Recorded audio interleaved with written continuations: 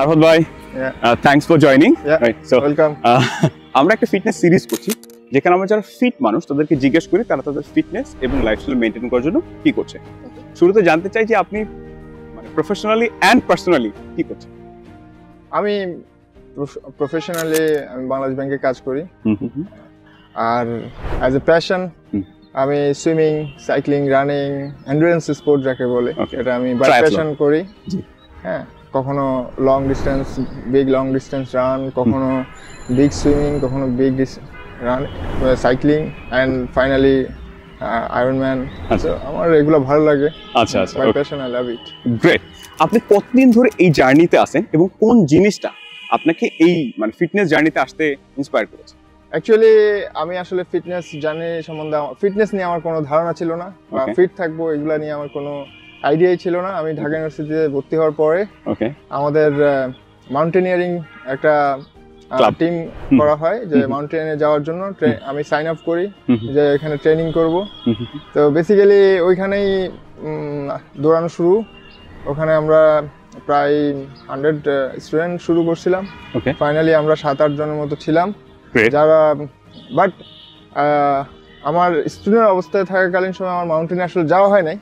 আমার মনটা খুব খারাপ ছিল, বাট আমি যেটা করতাম যে এভরিডে আমি মর্নিং এ রান করতাম, প্র্যাকটিস করতাম। তো এটা আমার লাইফের সাথে আসলে ওতপ্রোতভাবে জড়িত হয়ে যায়।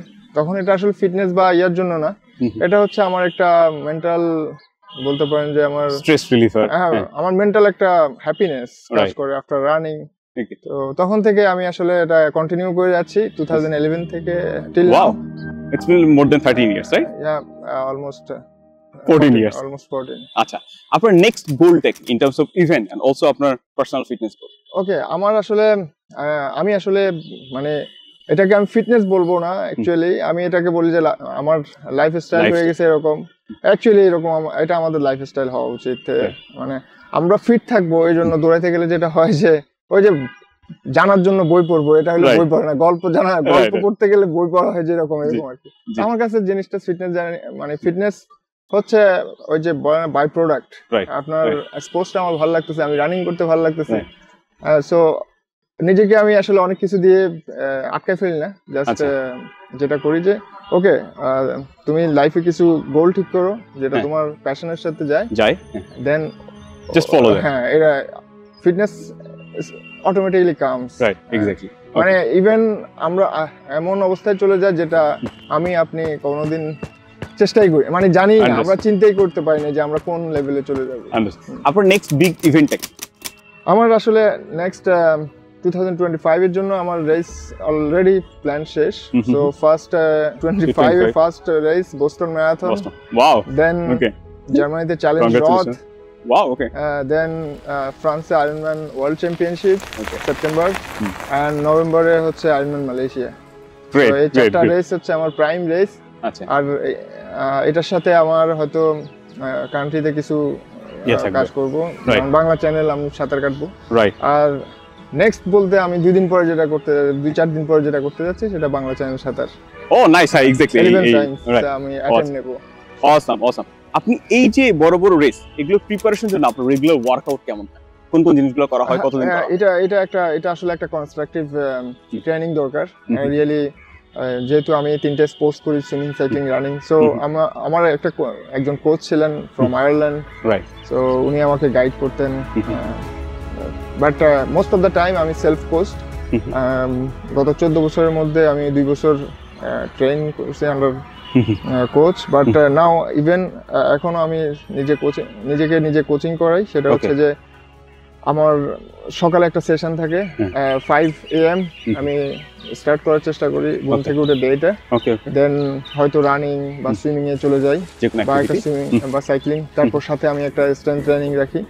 হ্যাঁ, শেষ হওয়ার পরে আমার অফিসে চলে যাই। আসার পরে হয়তো একটা লাইট সেশন, লাইট সেশন করতে পারি। এটা সপ্তাহে 3 দিন আমার বাচ্চার সাথে এনজয় যেন করতে পারে, ওকে সাথে নিয়ে যেটা করা যায় এরকম বাসায় কিছু করি। সো ফাদার সান যে একটা রাইট, এক্স্যাক্টলি। এটাই। আপনি এই যে স্ট্রেসফুল আপনার জব প্লাস একটা এন্ডুরেন্স ট্রেনিং, ঠিক আছে, এগুলো থেকে রিকভার হওয়ার জন্য আপনার ইউজুয়াল প্রোটোকলটা? আসলে ধরেন আমি যখন সকালে দৌড়াই অফিসে চলে যাই, হ্যাঁ ওইটাই আমার রিকভারি টাইম। অফিসে যাওয়ার পরে যেটা হয় যে অফিসে আমি তো কাজ করতেছি বসা অবস্থায়, so most of the time আমরা রেস্টেই থাকি ওখানে। সো ইভেন মানে আমি আমার কাজটাকে ভালোবাসি, সো যা যা করতেছি আমি এটা ভালোবেসেই করতেছি। সো আমার কাছে আসলে আমার কাজটা আমি ম্যানেজ করি by mentally, like you have to love it and then you will not feel good. So অফিসে যাওয়ার পরে অটোমেটিকলি আমার body start recovering and after come back আমি আরেকটা সেশন শুরু করতে পারি। আচ্ছা আচ্ছা, আপনার ঘুম কয় ঘন্টা হয়? ঘুম আমি ট্রাই করি 6 hours around, so maybe sometimes 5 hours হয়। ঘুমটা আসলে মানে প্রপারলি হয় না, আমি চেষ্টা করি 10টা বাজে ঘুমায় যাওয়ার, তো বাট একটু প্লাস অর মাইনাস হয় আর কি। সবাই জানতে চায় যে আয়রন ম্যান আরাফাত কি খায়, রাইট? আপনার রেগুলার ডায়েট কেমন? খাওয়া দাওয়াটা হচ্ছে এটা একদম মানে কমন, আমি বাসার খাবার খাই নরমালি, আমরা যা খাই ভাত ডাল ভেজিটেবলস, তবে আমার হচ্ছে আমি বাইরের খাবার অ্যাভয়েড করি, বাট লাইক যেমন এখন খেতে হচ্ছে, এখন যখন কোন সময় সিচুয়েশন লাইক আমার ফ্যামিলি বাসায়, তখন আমার বাইরের খাবার খেতে হয়। বাট যেটা হচ্ছে যে যখনই যে হয় আমি রান্না করা খাবার পছন্দ করি, রান্না করা বয়েল খাবার খাই। আচ্ছা আচ্ছা, তেলের খাবার একটু অ্যাভয়েড করার চেষ্টা করি। আচ্ছা আচ্ছা, ওকে। আর নরমালি আসলে ভাত ডাল ডিম যাই বলতে পারি, ইউজুয়াল দেশি ডায়েট। আচ্ছা, আপনার এই যে 14+ ইয়ার্স এর যে জার্নিটা, ঠিক আছে, এই জায়গায় মেজর কি কি চ্যালেঞ্জেস আপনি ফেস করেছেন এবং কিভাবে এই জিনিসটা ওভারকাম করেছেন? এটা আসলে চ্যালেঞ্জ বলতে আমি চ্যালেঞ্জগুলা আমার মনে থাকে না, বিকজ আমি কখনোই এটাকে চ্যালেঞ্জ হিসেবে নিই না। আমার কাছে মনে হয় যে এটা হচ্ছে যে কোনো হ্যাঁ পার্ট অফ দ্য জার্নি। আপনি ধরেন এখান থেকে এখন আপনার বাসায় যাবেন, রাস্তায় জ্যাম ফেস করবেন, এটাকে আপনি কিন্তু চ্যালেঞ্জ হয়তো সয়ে গেছে। তো আমার কাছে ব্যাপারগুলা মানে এইরকম হয়ে গেছে যে লাইক আমাদের এখানে ইনফ্রাস্ট্রাকচার নাই, যদি আমি মেনশন করতে চাই, তারপরে আমাদের এখানে দৌড়ের জন্য জায়গা নাই, সুইমিং এর জন্য জায়গা নাই, হ্যাঁ সাইক্লিং এর জন্য জায়গা নাই। অ্যাকচুয়ালি আমি যদি বলি এটা শেষ হবে না আমার লিস্ট। এবার আপনি জাস্ট চিন্তা করে দেখতে পারেন যে আমাদের মানে আমরা কোথায় আছি, তারপর আমরা এই জার্নিটা মানে Ironman journey is also expensive, right? So একটা ইনস্টিটিউশনাল সাপোর্ট এন্ড এভরিথিং, এই জিনিসটারও একটা ফ্রম দ্য ভেরি বিগিনিং আমি আমার ওয়াইফ আমাকে অনেক সাপোর্ট করছে, ও আমাকে সাপোর্ট করে, যেটা most important. Definitely okay, gradually I started getting some corporate sponsorship like Turag Active আসছে, MGI আসছে, right exactly. So মোটামুটি ওকে এখন yeah, things are better now. Yeah. আচ্ছা, ওকে, থ্যাংক ইউ সো মাচ ভাইয়া। আপনি আমাদের অডিয়েন্সের জন্য কোনো কিছু শেয়ার করতে চান? এনিথিং? আমার আমি জাস্ট একটা জিনিস ফলো করি, সেটা হচ্ছে যে I never quit or never give up, যে কোনো সিচুয়েশন হোক। মানে যদি আমার একটু সামান্য সেন্সও থাকে, আমি গিভ আপ করার চিন্তা করি না, but listen to your body. Right, exactly. Thank you so much ভাইয়া, thank you so much, it was really nice.